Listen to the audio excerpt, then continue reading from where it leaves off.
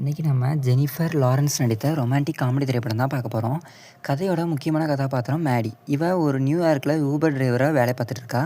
அவளுக்கு பண பிரச்சனை இருக்குது. அதே சமயம் அவளோட காரு, வீடு இது எல்லாத்தையும் இழக்கக்கூடிய சூழ்நிலைக்கு அவள் தள்ளப்படுறா. ஒரு நாள் மேடிக்கு ஒரு வித்தியாசமான வேலைவாய்ப்பு கிடைக்குது. பெர்சி அப்படிங்கிற ஒரு 19 வயசு பையனை அவங்களோட பேரண்ட்ஸு அவன் ரொம்ப இன்ட்ரோவர்ட்டாகவும் சோசியலாகவும் இல்லாமல் இருக்கான். ஸோ அவனை எப்படியாவது காலேஜ் போகிறதுக்கு முன்னாடி அவனோட வாழ்க்கையில் கொஞ்சம் எக்ஸ்பீரியன்ஸாகவும் அவன் நல்ல தைரியமுள்ள பையனாகவும் மாற்றணும் அப்படின்னு நினைக்கிறாங்க.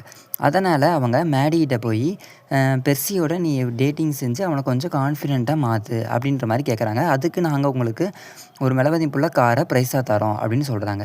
அதுக்கு பிறகு என்ன நடக்குதுன்னு பார்த்தோன்னா, மேடி முதல்ல இது ஒரு மணி டீலாக மட்டுமே நினைக்கிறா. ஆனால் பெர்சி வந்து ரொம்பவே ஷையான, கேர்ள்ஸ்லாம் எப்படி பேசணும்னு தெரியாத அப்படின்ற மாதிரியான ஒரு பையன். அவனுக்கு டேட்டிங்னா கூட அந்த பற்றி எந்த ஒரு யோசனையோ ஐடியாவோ எதுவுமே கிடையாது. ஸோ மேடி அவனை ஒரு பார்ட்டிக்கு கூப்பிட்டு போகிறா. அவங்களோட பெர்சியோட ஃப்ரெண்ட்ஸ் எல்லாத்தையும் மீட் பண்ண வைக்கிறான். அவனோட கான்ஃபிடென்ஸு எப்படியாவது அதிகரிக்கணும் அப்படின்னு அவளும் முயற்சி பண்ணுறா. ஆனால் பிரச்சனை என்னென்னா, பெர்சிக்கு மேடி மீது ஒரு உண்மையான ஃபீலிங்ஸு வர ஆரம்பிச்சிடும்.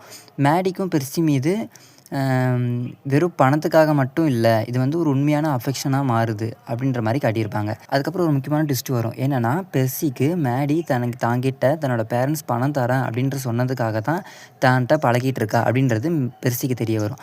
அதனால் ரொம்பவே அவன் ஹர்ட் ஆயிடுவான்.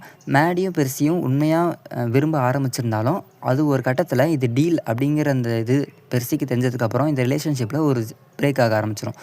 இறுதியில் மேடி பணத்தை விட பெர்சி தான் முக்கியம் அப்படின்றத புரிஞ்சுக்கிட்டு, பெர்சியும் தன்னோட வாழ்க்கையில் முக்கியமான விஷயம் வந்து எப்படி எடுக்கிறது, முக்கியமான முடிவெல்லாம் எப்படி எடுக்கணும் அப்படின்னு கற்றுக்கிறான். இந்த படம் வெறும் 18+ காமெடி ப்ளஸ் ரொமான்ஸ் மட்டும் இல்லாமல், இந்த படத்தில் முக்கியமாக சொல்லியிருக்க அண்டர்லைங் மெசேஜ் என்னென்னா, ஒருவரை மாற்ற முயற்சிக்கிறத விட அவங்க எப்படி இருக்காங்களோ அவங்கள அப்படியே ஏற்றுக்கிறது தான் உண்மையான ரிலேஷன்ஷிப் அப்படின்றத சொல்லியிருக்காங்க. ஸோ இந்த படத்தில் முதல்ல பணத்துக்காக மேடி ரிலேஷன்ஷிப்பை ஸ்டார்ட் பண்ணியிருந்தாலும், இவங்க இருவருக்கும் இடையில எப்படி ஒரு எமோஷனலான கனெக்ஷன் உருவாகுது அப்படின்றத ரொம்பவே அழகாக காட்டியிருப்பாங்க. இந்த படம் உண்மையாகவே ஒரு ஃபீல் குட் மூவி தான். இந்த படத்தை நீங்கள் பார்க்காம இருந்தீங்க அப்படின்னா கண்டிப்பாக ட்ரை பண்ணி பாருங்கள்.